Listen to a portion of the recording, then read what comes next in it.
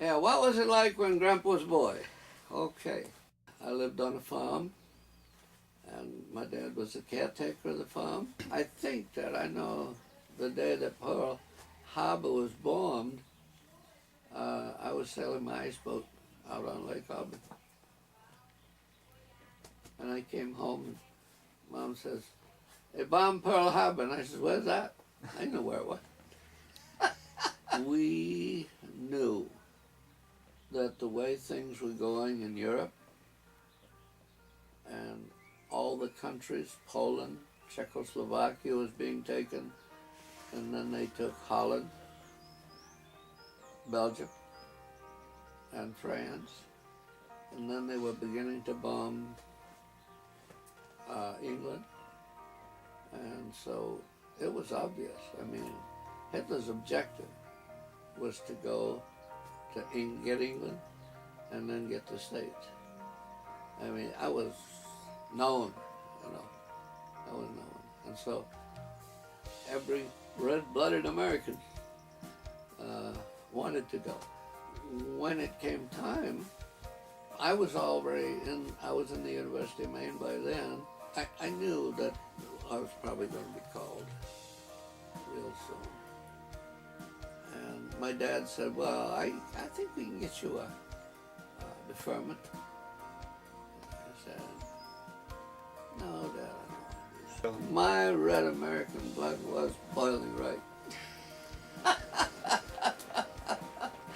Yeah, that was, I mean, I just waited then for my classification. A lot of people hoped they'd get 4F.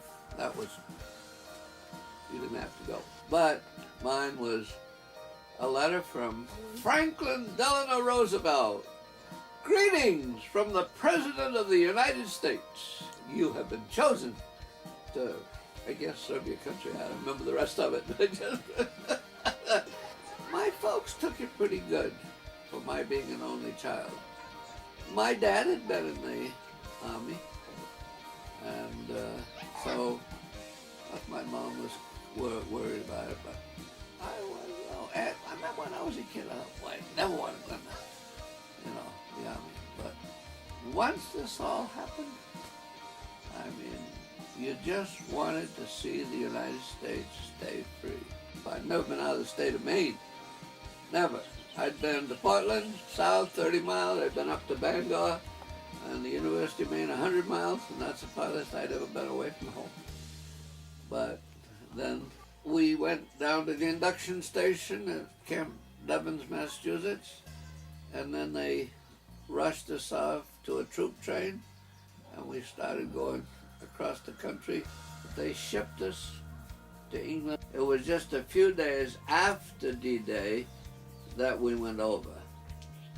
D10. I was D10, and then a big storm hit the whole area there of the channel and that area, and they weren't able to land anything. So our boats we couldn't get our trucks out, we couldn't do anything because the ships were just, the seas were too rough. So we sat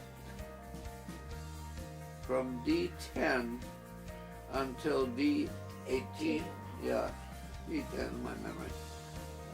D10 until D18. We sat there like ducks on the water. The first place that I really got to thinking about eternity, because we were in a convoy. There was a ship on every side, in front of us, behind us. We were in a tremendous convoy of ships, and I understood it wasn't just our own outfit. Our own outfit was probably over 1,000 men. The 295th Engineer Battalion. And so we had ships everywhere. Plus, I understood there were other troops that were in this same convoy. And we got word a few times that there had been some U-boat sightings. Now, we never had anything happen. We never heard of anyone about ships being attacked. But I thought, wow, I had gone up to dump the garbage. It was my turn to do part of the KP duty, kitchen police, at that time, and so I had gone up to dump garbage in the ocean. And I remember as I went up there and I looked down, I thought, Lord, you get me out of this mess and I'll go to Bible school. That was the first time that I guess I really thought about it. I really wasn't saved then.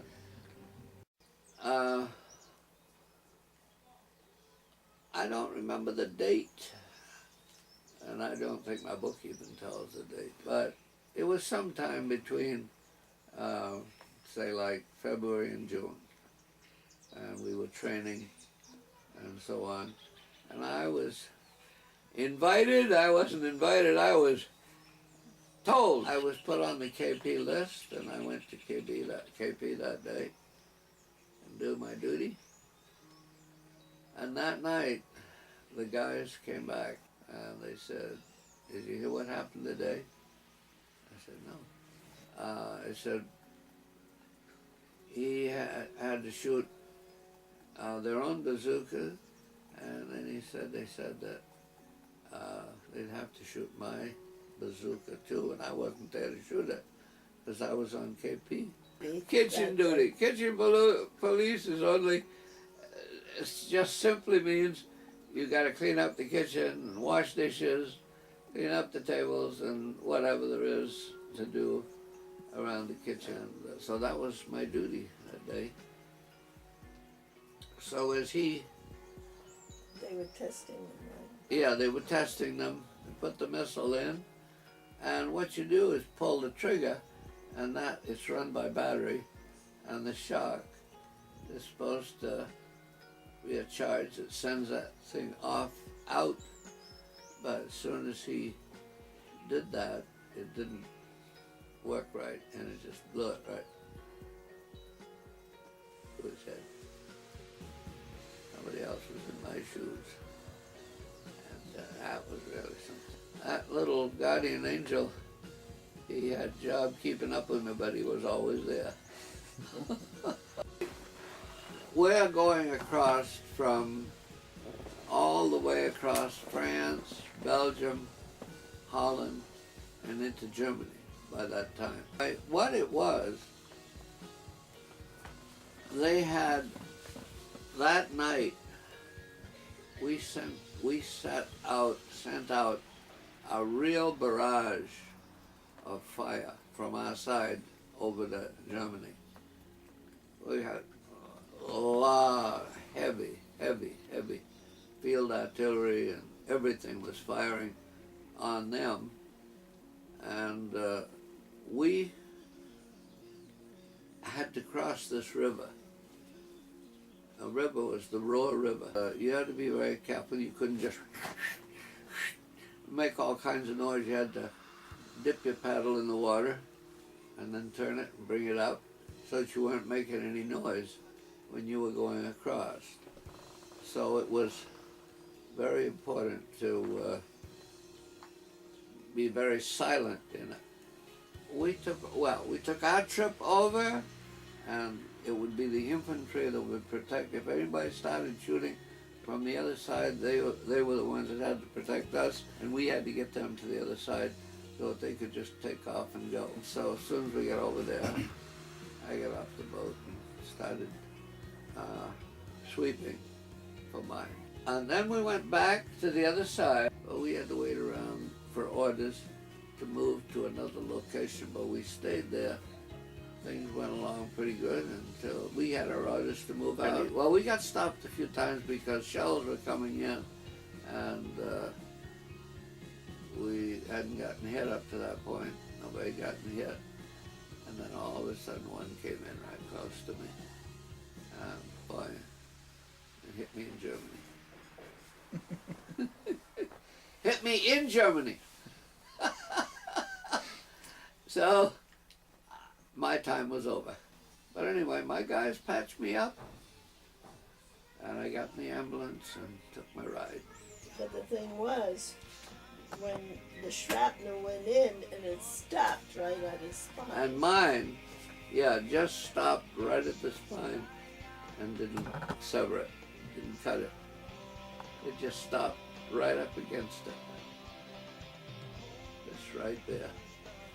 All the points where it got rough, I'd say, Lloyd, don't forget, I'm gonna go to Bible school when I get out of this airplane. He took care of me.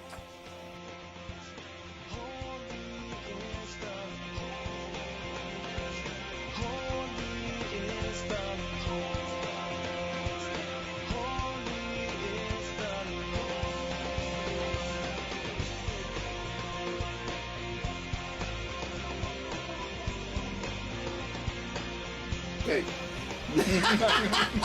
Just gotta get talking, Grandpa.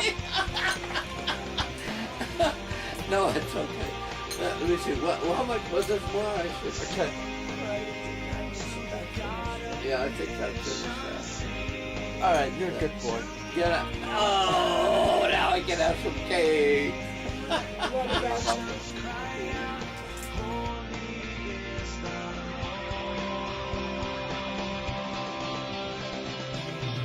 What's it? Then Grandpa's story how they met.